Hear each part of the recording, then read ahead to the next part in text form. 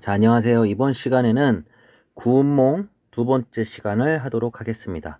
지난 시간까지 발단 부분에 관련된 거랑 그다음에 줄거리랑 뭐 이런 부분을 봤고, 이번 시간부터는 본문 부분에 이제 전개 위기부터 보도록 하겠습니다. 자, 교과서는 167쪽입니다. 자, 보면은 전개 위기 부분에 위에 보면은 생략된 줄거리 부분을 보도록 하겠습니다. 성진은 저승의 염라대왕에게 끌려가 인간 세계로 추방되는 벌을 받고 중국 회남도 수주 땅에서 양소유로 태어난다 라고 해서 여기 중국 회남도 수주 땅이라고 되어 있고, 이곳이 이제 꿈속의 공간적 배경이 되겠죠. 선생님이 얘기했던 게 인물, 사건, 배경이 중요하다고 했었는데, 이 전의 배경이랑 이제 꿈속의 배경이 달라집니다. 그래서 꿈속에서는 공간적 배경이 중국 회남도 수주 땅이라고 되어 있습니다. 자, 그 다음 부분 보도록 하겠습니다. 양소유는 과거에 급제한 뒤 반란을 평정하는 등 나라에 공을 세워 높은 벼슬에 오르고 황제의 동생인 난양공주를 비롯한 8여인을 만나 인연을 맺는다.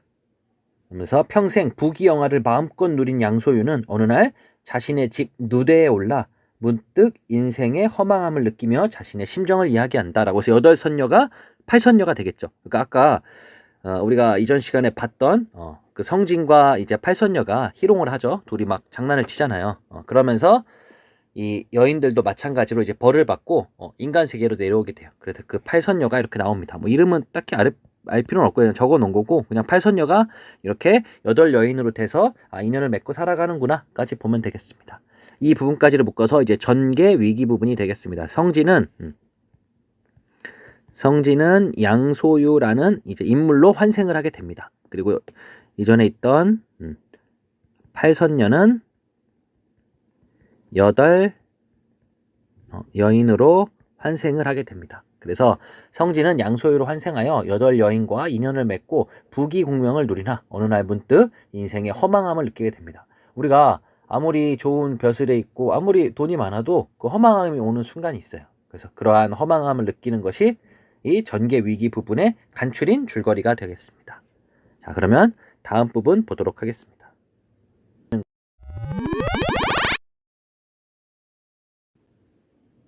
자, 그 다음 부분 보도록 하겠습니다. 그 다음은 절정 1 부분입니다. 교과서는 똑같이 167쪽이 되겠습니다. 보면은 소유는 양소유를 이야기하는 거죠. 성진이 환생을 한 소유는 본디 하남에 배옷을 입은 미천한 선비. 배옷을 입은 미천한 선비라는 거 보니까 벼슬이 없는 아주 가난한 선비를 이야기합니다. 가난한 선비로 성천자라는 얘기는 덕이 높은 천자의 은혜를 입어 벼슬이 장상에 이르렀으며, 장상이라고 하는 거는 장수와 재상, 굉장히 높은 벼슬에 이르렀으며, 낭자들과의 넘기도록 하겠습니다. 은정이 100년이 하루 같으니, 은정은 은혜로 사랑하는 마음. 그러니까 여기 있는 8선녀들과 사랑하는 마음으로 그 시간이 마치 100년이 하루 같았다. 만일 모두 전생수견으로 모였다가, 전생수견이라고 하는 거는 지난 세상에서 맺은 인연으로 모였다가 인연이 다하여 각각 돌아감은 천지의 떳떳한 일이라. 그러니까 지금 자신이 꿈을 꾸고 있는지 알지 못하고 있어요. 우리가 돌아간 100년 후에 높은 대가 무너지고 굽은 연못이 메워지며, 그 다음 페이지 보도록 하겠습니다. 168페이지가 되겠습니다. 가무하던 땅이 변하여 거친 산과 쇠한 풀이 되면 초부와 목동이 그곳을 오르내리며 탄식하여 가로되, 여기는 옛날 양승상이 여러 낭자로 더불어 놀던 곳이 아니라 라고 되어 있습니다. 그래서 여기서 말하는 승상이라고 하는 거는 예전에 우리나라의 뭐 정승 같은 벼슬이 되겠죠. 그 다음에 승상의 부귀 풍류와 여러 낭자의 오경화태라는 것은 굉장히 아름다운 여인들은 이제 어디 갔느냐 하리니 어찌 인생이 더덥지 아니한가 라고 되어 있습니다. 자, 그러면 이 뒷부분부터 잠깐 한번 볼게요. 아니, 인생이 그러면 여기 선생님이 안 나와 있는데 양소유가 옆에 보면 이렇게 물음표가 되어 있죠. 양소유가 인생이 더덥다고 얘기한 이유는 뭐였을까요? 더덥다고 느낀 까닭. 양소유는 부귀공명, 가질 거를 다 누렸어요. 벼슬도 있고 돈도 있고 그 다음에 자기가 사랑하는 여자들도 있고 다 있었어요. 근데 이제 삶이 영원한 게 아니잖아요. 우리가 나이가 되면 죽잖아요. 그죠? 만약에 100살이 돼서 이제 죽을 때가 됐어요. 그러면 죽은 뒤에는 이게 모든 것이 사라지잖아요. 만약에 100년이 지난 후에 이런 거 다 없어지잖아요. 그죠? 그러면서 인생이 덧없음을 느낀 거죠. 아, 이렇게 지금 이렇게 행복하게 살고 내가 부귀영화를 누리고 했지만 결국에는 죽고 나면 다 덧없다. 인생이 덧없다라는 것을 지금 느끼고 있는 부분이 되겠습니다. 어떤 이야기인지 알겠죠? 양소유가 지금 너무 좋고 한데 죽으면 끝이잖아요. 그런 생각에 인생의 덧없음을 느끼고 있습니다. 자, 그 다음 부분 볼게요. 내가 생각하니 천하의 유도, 선도, 불도가 가장 높으니. 그래서 이거는 사상적 배경이 되겠습니다. 여기에는 유교적인 것도 있고, 그 다음에 불교적인 것도 있고, 그 다음에 선교와 관련된 것도 있고, 그래서 그런 이제 소설의 사상적 배경이 되는 그런 것들이 나와 있습니다. 그래서 내가 생각하니 천하의 유도, 선도, 불도가 가장 높으니 이를 삼교라고 이른다. 유도는 나와 있죠. 생전의 사업과 신후라고 하는 것은 사후, 죽고 난 후에. 그러니까 내가 살아있을 때와 일과 죽은 후 신후에 이름을 전할 뿐이요. 그 다음에 신선은 예로부터 구하여 얻은 자가 드무니. 신선이 된 사람은 굉장히 적잖아요. 그죠? 진시황, 한무제, 현종 황제를 보면 알 수 있다. 라고 하면서 그 이제 다음 부분을 보도록 하겠습니다. 그러면서 내가 벼슬에서 물러난 후부터 밤에 잠이 들면 꿈속에서 매양 포단 위에서 참선하는 모습을 보니 지금 이거를 보니까 꿈속에서 자기가 참선하는 모습을 본다. 이거 자기가 원래 살았던 성진으로 살았던 거의 기억이죠. 그죠? 자기가 원래 승려로 살았던. 그래서 그 포단이라고 하는 것은 그 스님들이 참선을 할 때 그 밑에 있는 뭐 방석 같은 그런 건데 거기서 이제 참선하는 모습에 대해서 내가 꿈을 꿨다고 지금 설명하고 있어요. 그러니까 자기가 살았던 기억인데 그거를 자신의 꿈이라고 지금 착각을 하고 있는 부분이 되겠습니다. 그래서 이 부분까지 묶어서 내가 벼슬에서 물러남부터 참선을 하니까지 묶어서 이 세 가지로 볼 수 있는데 첫 번째는 성진과 양소유가 동일인임을 환기시키고 있습니다. 지금 우리가 봤을 때 성진은 누구고 양소유가 누구야 이럴 수 있지만 사실은 동일한 인물이라는 거 그런 걸 알 수가 있고요. 또 하나는 양소유의 삶이 성진의 꿈임을 암시하고 있습니다. 아, 지금 이 사람이 진짜 환생한 게 아니라 꿈이구나 라는 걸 알 수 있게 하고 또 하나는 어떤 삶이 현실이고 어떤 삶이 꿈인지 굉장히 모호하게 만들고 있습니다. 그래서 영화를 이제 나중에 오면 같이 볼 텐데 인셉션이라는 영화에도 보면은 현실과 꿈의 세계가 굉장히 모호해져요. 그래서 그러한 어떤 삶이 현실이고 어떤 삶이 꿈인지 굉장히 모호하게 지금 만들고 있습니다. 그 다음에 이는 필연 불가와 인연이 있는 것이라 불교 쪽과 인연이 있는 것이라 그래서 내가 장차 장자방이 적송자를 따른 것을 본받아 집을 버리고 스승을 구하여 남해를 건너 관세음보살을 찾고 오대에 올라 문수보살께 예를 하여 불생불멸의 도를 얻어 진세고락을 벗고자 하되 그대들과 반평생을 해로하다가 갑자기 이별하려 하니 슬픈 마음이 자연스레 곡조에 나타난 것이요 라고 되어 있습니다. 그래서 난 이제 집을 버리고 가서 불교 쪽에서 뭔가를 깨달음 찾겠다는 거죠. 근데 그대들하고 지금 반평생을 같이 살다가 이별하려고 하니까 너무 마음이 슬퍼서 그래서 노래가 이렇게 슬프게 나타난 것이다 라고 나타나 있습니다. 자, 그 다음 부분도 보도록 하겠습니다.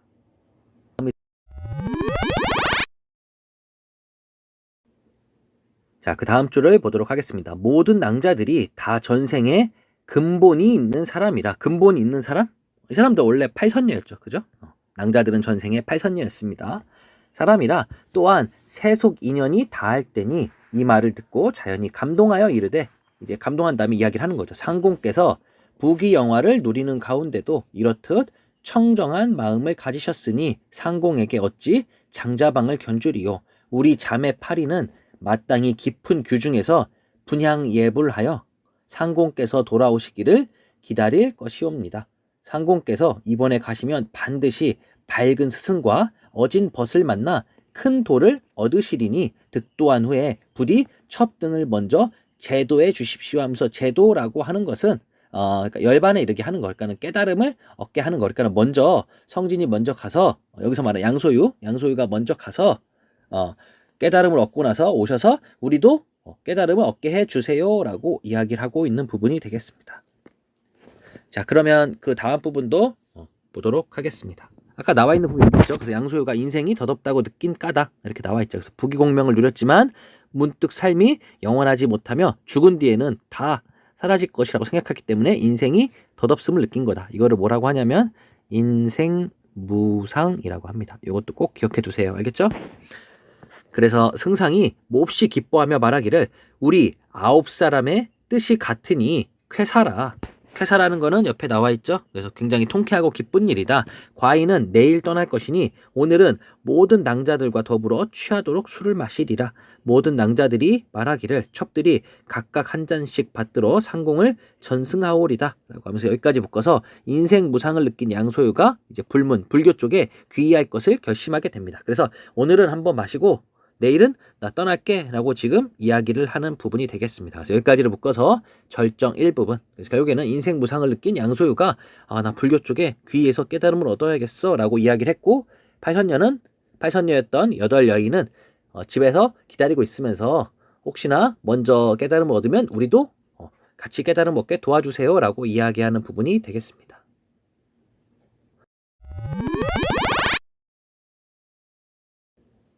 자, 그 다음 부분을 보도록 하겠습니다. 여기부터는 이제 절정 2 부분입니다. 그래서 성진이 꿈에서 깨어나 현실로 돌아오는 부분에 대한 이야기가 담겨 있습니다. 자, 그래서 교과서는 168쪽이 되겠습니다.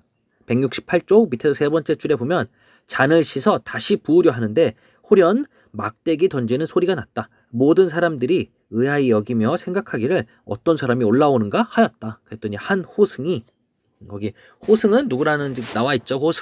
호승이라고 하는 거는 인도나 서역의 승려가 호승이 눈썹이 길고 눈이 맑고 얼굴이 괴이하였다라고 하면서 지금 이 호승은 누굴 이야기하는 거냐면 원래 성진의 스승이었던 육관대사를 이야기합니다. 근데 이 꿈속의 양소유가 육관대사를 만나는데 자기 스승이잖아요. 근데 그가 누구인지 전혀 알아보지 못하고 저 사람 얼굴이 괴이하게 생겼구나 라고 이야기하고 있습니다. 그래서 엄연히 좌상에 이르러, 좌상은 여러 사람이 앉아있는 자리에 이르러 승상에게 예를 하며 말하기를 사냐 사람이 대승상을 배웁니다. 사냐라고 하는 거는 그냥 이렇게 야인, 바깥쪽에 이렇게 떠도는 사람이 대승상을 배웁니다. 태사가 2인인 줄 알고 굉장히 이제 특이한 사람인 줄 알고 황망히 담례하기를 사부는 어느 곳으로부터 오셨나이까? 라고 물어봤습니다. 호승이 웃으며 대답하기를 평생 고인을 몰라보시니 일찍이 귀인이 있기를 잘한다 라는 말이 옳소이다 하면서 이 고인이라고 되어 있는데 고인은 오랫동안 사귀어온 친구를 이야기합니다. 계속 나오죠, 고인이 지금. 그래서 말이 옳소이다 라고 하면서 이 호승은 그러면 누구를 이야기하는 거예요, 결국엔? 그렇죠, 육관대사를 이야기하는 거죠. 그래서 아니 평생 오랜 친구를 못 알아보고 양소유는 있기를 잘한다는 말이 옳습니다 라고 했더니 승상이 자세히 보니 과연 얼굴이 익은 듯 하였다. 그래서 문득 깨달아 능파낭자를 돌아보며 말하기를 내가 지난날 토번이라고 하는 거는 티베트 쪽을 정벌할 때 꿈에 동정용궁의 잔치에 참석하고 돌아오는 길에 한 화상이 법좌에 앉아서 경을 강론하는 것을 보았는데 그 노승이 바로 그 노화상이냐라고 이제 물어보는 거죠. 이게 바로 꿈속의 꿈, 몽중몽이라고 하는 거죠. 이게 무슨 말이냐면 지금 성진이 잘못을 해서 지금 양소유로 태어났잖아요. 그죠? 근데 이거는 사실은 꿈이에요. 그죠? 근데 이 양소유가 또 꿈을 꿨어요. 어떤 꿈을 꿨냐면 그 티벳을 이제 정벌을 할 때 용궁 잔치에 돌아오는 길에 화상을 만났대요. 그러니까 한마디로 꿈속의 꿈, 이 꿈인데 그 속에 또 이제 꿈을 꾼 거죠. 그래서 이거를 꿈몽자를 써서 몽중몽이라고 부릅니다. 그래서 몽중몽의 내용이 되겠습니다. 그래서 호승이 넘길게요. 호승이 박장대소하고 가로되, 그래서 옳도다. 비록 그 말이 옳으나 꿈속에서 잠깐 만난 일은 기억하고 10년 동안 같이 살았던 것은 기억하지 못하니 누가 양장원을 총명하다 하였는가? 라고 하면서 여기서 말하는 양장원, 양소유를 이야기합니다. 이 얘기가 뭐냐면 아니 지금 원래 자기 제자로 10년을 있었잖아요. 그죠? 10년 동안 있는 거는 아니 기억도 못하면서 어떻게 자기 꿈속의 꿈에서 잠깐 자기를 만난 거를 기억을 하냐 하면서 누가 당신 보고 똑똑하다 했냐 이렇게 얘기를 한 거죠. 승상이 망연자실하여 말하기를 소유 자신을 얘기하는 거죠. 소유는 15, 16세 이전에는 부모의 슬하에서 떠난 적이 없고 16세에 급제하여 바로 징명을 받아 관직에 있었으니 동으로 연나라의 사신으로 가고 토번을 정발하러 떠난 것 외에는 일찍이 경사라는 것은 서울이 되겠죠. 서울을 떠나지 아니하였거늘 언제 사부와 함께 10년을 상종하였으리요 라고 하면서 성진의 꿈 내용이 요약적으로 나타납니다. 그러니까 지금 양소유의 지금 삶이 나타나는데 이게 바로 꿈 내용이잖아요. 그죠? 그 어떤 내용인지 앞에 정확한 이야기 안 나와 있지만 이렇게 요약적으로 제시하고 있어요. 이런 삶을 살았구나 양소유가. 그래서 양소유의 삶에 대해서 이렇게 간단하게 나와 있습니다. 그러면서 노승이 웃으며 말하기를 상공이 아직도 춘몽을 깨지 못하였도다 하면서 승상이 말하기를 사부는 어찌하면 소유로 하여금 춘몽을 깨게 하실 수 있겠나이까 라고 물어보니까 노승이 이르기를 이는 어렵지 않도다 하고 손에 잡고 있던 석장이라고 하는 거는 지팡이죠. 지팡이를 들어 돌 난간을 2번 이렇게 딱 이렇게 두드렸죠. 그랬더니 갑자기 내 골짜기에서 구름이 일어나 누대 위를 자 교과서 170쪽이 되겠습니다. 한번 넘겨볼게요. 누대 위를 뒤덮어 지척을 분변하지 못하였다. 승상이 정신이 아득하여 마치 취몽이라는 거는 술에 취하여 자는 동안 꾸는 꿈, 그러니까 굉장히 지금 비몽사몽한 상태라는 거죠. 그래서 취몽 가운데에 있는 듯하여 한참 만에 소리를 질러 말하기를. 그러니까 갑자기 이제 노승이 와가지고 지팡이를 땅땅 2번 두드렸더니 막 이제 천지가 바뀌는 거죠. 그래서 내가 지금 술 취해서 잠을 자는 건가 꿈을 꾸는 건가라는 생각이 들 정도로 그렇게 취해 있다가 한참 만에 소리를 질러 말하는 거죠. 뭐라고 이야기했냐면 사부는 어찌하여 정도는 올바른 길로 소유를 인도하지 아니하고 환술은 남의 눈을 속이는 기술, 마술 같은 거 속이는 기술로서 희롱하나이까 라고 얘기했죠. 승상이 말을 마치지 못하여 구름이 걷히는데 노승은 간 곳이 없고 좌우를 돌아보니 팔랑자도 간 곳이 없었다. 승상이 매우 놀라 어찌할 바를 모르는 중에 높은 데와 많은 집들이 사라지고 그 다음에 자기 몸은 작은 암자의 포단 위에 앉았는데 향로의 불은 이미 사라지고 지는 달이 창가에 비치고 있었다 라고 되어 있고요.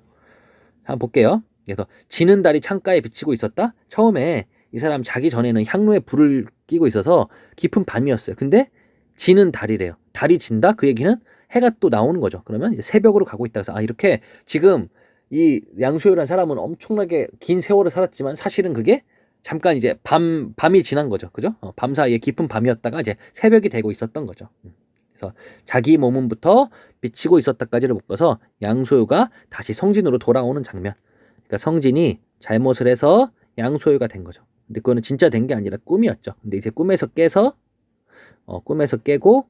다시 성진으로 돌아오는 장면이 되겠습니다. 그래서 하룻밤 꿈 사이에 양소의 일생이 펼쳐졌다. 그러니까 이 사람은 한평생을 살았다고 생각했는데 그게 사실은 그냥 잠깐의 꿈에서 겪었던 일이었던 거죠.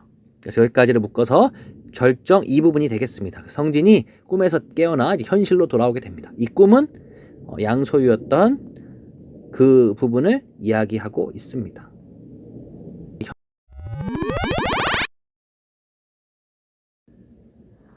자, 그럼 절정 이 부분에 여기 나와 있는 물음표 부분을 볼게요. 교과서에 나와 있는 성진이 꿈에서 깨어나는 장면을 단서로 할 때 꿈이 시작되는 부분은 어디인가라고 했을 때 우리 전에 봤었죠, 그죠? 그래서 향로의 전단에 다시 피우고 의연히 포단에 앉아 정신을 가다듬어 염주를 굴리며 일천부처를 외우는데 부분부터가 이제 진짜 꿈이 시작되는 부분인 거죠. 그래서 이 부분 알아두면 될 것 같습니다.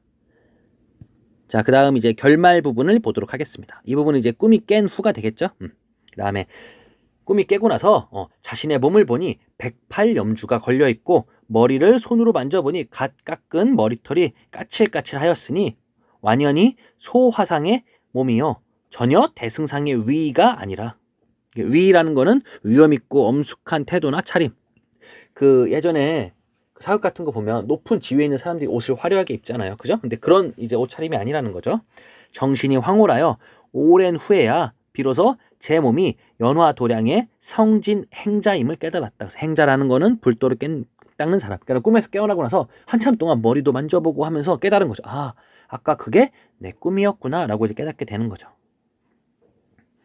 그리고 생각하기를 처음에 스승에게 책망을 듣고 풍도옥이라는 것은 도가에서 말하는 지옥을 이야기하는 거죠. 그래서 책망을 듣고 지옥으로 가서 인간 세상에 환도하여 양가의 아들이 되었다. 그리고 장원급제를 하여 한림학사는 벼슬 이름을 이야기합니다. 한림학사를 한 후 출장 입상이라고 해서 배웠었죠. 나가서는 장수가 되고 들어와서는 재상이 된다. 그래서 문무를 다 갖춘 사람, 그러니까 싸움도 잘하고 머리도 좋은 사람을 이야기하는. 그리고 공명신퇴라는 거는 이름을 세우고 신퇴 벼슬에서 물러났다. 물러나요 두 공주와 6 낭자로 더불어 즐기던 것이 다 하룻밤 꿈이로다. 그래서 두 공주와 6 낭자를 합치면 8명, 8선녀가 되겠죠. 이는 필요한 사부가 나의 생각이 그릇됨, 잘못됨을 알고 나로 하여금 이런 꿈을 꾸게 하시어 인간 부귀와 남녀 정욕이 다 허무한 일임을 알게 한 것이로다. 그래서 결국에는 인간 부귀와 남녀 정욕 이게 다 부질없는 거죠. 아까 성진이 원래 그 용궁에 갔다 오면서 팔천녀하고 놀고 나서는 그 생각이 들었죠. 아, 나 좀 성공하고 싶어. 그리고 나도 저렇게 여자들이랑 놀고 싶은데 이런 생각을 했다가 꿈을 꾸고 나니까 아, 이거 다 엄청 허무한 거구나. 나중에 가서는 그렇게 생각을 하게 된 거죠. 자, 이번엔 교과서 171페이지를 보도록 하겠습니다. 성진이 서둘러 세수하고 의관을 정제히 하여 방장에 나아가니 다른 제자들이 이미 다 모여 있었다. 대사가 큰 소리로 묻기로 성진아, 인간 부귀를 겪어보니 과연 어떠하더냐? 라고 하면서 성진이 꾼 꿈에 대해서 내용을 다 알고 있어요. 그 얘기는 아마 이 육관대사가 아마 그거를 만든 것 같아요. 꿈을. 그랬더니 성진이 머리를 조아리고 눈물을 흘리며 하는 말이 성진이 이미 깨달았나이다. 제자가 불초 못나고 어리석어서 생각이 그릇되게 하여 죄를 지었으니 마땅히 인간 세상에 윤회는 다시 태어나는 걸 이야기하죠. 그래서 윤회하는 벌을 받아야 하거늘 사부께서 자비하시어 하룻밤 꿈으로 제자의 마음을 깨닫게 하시니 사부의 은혜는 천만겁은 아주 길고 오랜 세월을 이야기합니다. 천만겁이 지나도 갚기 어렵나이다. 그러니까 내가 이렇게 불도에서 죄를 졌죠. 3가지 죄를 져서 내가 당연히 인간 세상으로 떨어지는 벌을 받아야 되는데 사부님께서 너무 인자하셔서 그런 벌을 내리지 않고 하룻밤 꿈만으로도 제자를 깨닫게 한 거죠. 그래서 사부님의 은혜는 갚기 어렵습니다. 너무 대단하기 때문에. 그랬더니 대사가 말하기를 네가 흥을 타고 갔다가 흥이 다해 돌아왔으니 내가 무슨 간여할 바가 있겠느냐. 또 네가 말하기를 인간 세상에 윤회한 것을 꿈꾸었다라고 하니 이는 꿈과 세상을 다르다고 하는 것이니 네가 아직도 꿈을 깨지 못하였도다 하면서 옛말에 장주가 꿈에서 나비가 되었다가 다시 나비가 장주가 되었다라고 하니 어느 것이 거짓이고 어느 것이 참된 것인지 분별하지 못하더니 이제 성진과 소유에 있어 어느 것이 참이며 어느 것이 꿈이냐라고 이야기를 하고 있죠. 그래서 이 부분 보면 장주의 꿈이라고 하는 거는 호접지몽이라는 이제 그런 고사가 있는데 어느 날 이 장주라는 사람이 나는 근심 없는 나비가 되어서 저렇게 즐겁게 날아다니는 꿈을 꾸고 싶어 해서 꿈을 꿨는데 꿈에서 깨어난 후에 자신이 나비가 된 꿈을 꿨는지 아니면 나비가 장자가 된 꿈을 꿨는지 알기가 어렵다는 거죠. 그러니까 호접지몽이라는 건 뭐냐면 만물은 딱 고정돼 있지 않다는 거죠. 내가 왜 인간이라고 생각을 해요. 지금 이 육간대사가 하는 말이 그거죠. 네가 원래 성진이었는데 깨달음을 얻고 양소유로 간 건지 아니면 양소유였는데 성진으로 된 건지는 알 수가 없다 이 얘기죠. 그래서 현실과 꿈 그리고 타자와 나를 구분하는 것이 무의미하다라는 장자의 사상을 담고 있다. 그래서 오늘날 인생의 덧없음을 비유할 때 호접지몽이라고 많이 이야기를 합니다. 장주의 꿈이라고도 이야기하고요. 자, 그래서 여기 이 부분도 되겠죠. 현실과 꿈에 대해서 구분이 무의미하고 삶도 꿈과 같은 것이므로 헛된 욕망에 집착할 필요가 없다라는 것을 이야기해 주는 거죠. 그러니까는 어떤 깨달음을 주려는지 좀 어려운데 좀 이해는 되나요? 그래서 호접지몽 이렇게 나와 있죠. 그래서 선생님이 이야기한 거 그래서 만물은 고정되어 있지 않고 변하기 때문에 현실과 꿈, 타자와 나를 구분하는 것은 아주 무의미하다. 그래서 결국에는 인생의 덧없음을 비유하는 말로 사용되기도 한다라고 해서 이야기를 한 거죠. 그러니까는 그런 거죠. 선생님이 꿈을 꿨는데 선생님이 강아지가 됐어요. 근데 꿈에서 깨고 났는데 생각을 한 거죠. 이게 지금 꿈에서 깬 건지 아니면 내가 강아지였는데 꿈을 꿔서 지금 인간이 돼 있는 건지 그 구분을 못한다고 이야기를 하고 있는 부분이 되겠습니다. 자, 그러면 여기서 보면 장주의 꿈은 이 소설에서 어떤 내용과 관련이 있는가라고 되어 있죠. 구운몽이라는 거는 환몽구조, 꿈을 꿨다가 깨게 되는 거죠. 그래서 성진의 삶이 현실이고 사실은 양수의 삶이 꿈인 건 맞아요. 그래서 성진은 동정호의 용왕을 만나서 복사꽃을 명주로 바꾸기도 하면서 나중에는 결국에는 극락세계로 가는 인물로 그려져 있어서 성진의 삶도 마치 꿈속의 삶처럼 비현실적이다. 우리가 느끼기에는.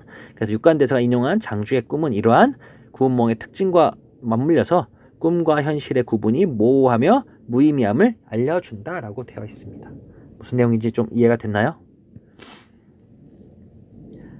자, 그랬더니 성진이 이에 대답하기를 제자 성진은 아득하여 꿈과 참을 분별하지 못하겠사오니 사부는 설법을 베풀어 제자로 하여금 깨닫게 하소서. 그러니까 나도 아직 잘 모르겠어요 하면서 깨달음을 주세요 라고 이야기를 했죠. 그래서 대사가 응락하여 이르기를 이제 마땅히 금강경이라고 하는 거는 지혜의 정체를 금강에 견실할 필요는 그냥 불경이라고 생각하면 돼요. 불교의 책. 큰 법을 베풀어 너의 마음을 깨닫게 할 것이다. 잠시 후에 새로 들어온 제자들이 있을 것이니 너는 잠깐 기다려라 하면서 172페이지 이제 내용이 이어지고 있습니다. 이때 문직이 도인이 들어와 아뢰기를 어제 왔던 위 부인의 시녀 팔선녀가 또 와서 사부께 뵙기를 청하나이다 하면서 대사가 들어오라고 하니 팔선녀가 대사 앞에 나아가 합장고두하고 합장고두라는 거는 머리를 이제 땅에 조아리는 거죠.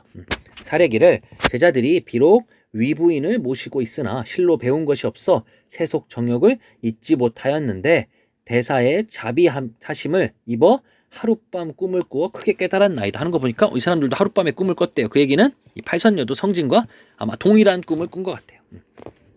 이제 제자들이 위 부인께 하직하고 불문에 돌아왔사오니 사부의 밝은 가르침을 바라나이다 했더니 대사가 말하기를 여선들의 뜻이 비록 아름다우나 불법이 깊고도 머니 큰 역량과 큰 발원이 없으면 발원이라고 하는 거는 소원이 없으면 쉽게 이르지 못할 것이니 그대들은 모름지기 스스로 헤아려 하라. 그러니까 좀 어렵다고 이야기를 한 거죠. 어려울 수도 있으니까 너 각오 좀 단단히 할래라고 하니까 팔선녀가 물러나와 얼굴에 칠한 연지분, 화장을 했던 연지분을 씻어버리고 각각 소매에서 금전도라는 거는 칼을 꺼내서 흑운, 까만 머리를 다 잘라버렸습니다. 그러니까 원래 머리도 길고 그 다음에 화장도 했었는데 그거를 전부 다 잘라버렸죠. 그 이야기는 뭐냐면 세속을 상징하는 거죠. 이 화장하고 머리, 긴 머리는 세속을 상징하는 이거를 다 깎아버리고 불문에 들어가겠다는 이제 의지를 밝힌 거죠. 나 이렇게까지 의지가 있어요 라고 한 거죠.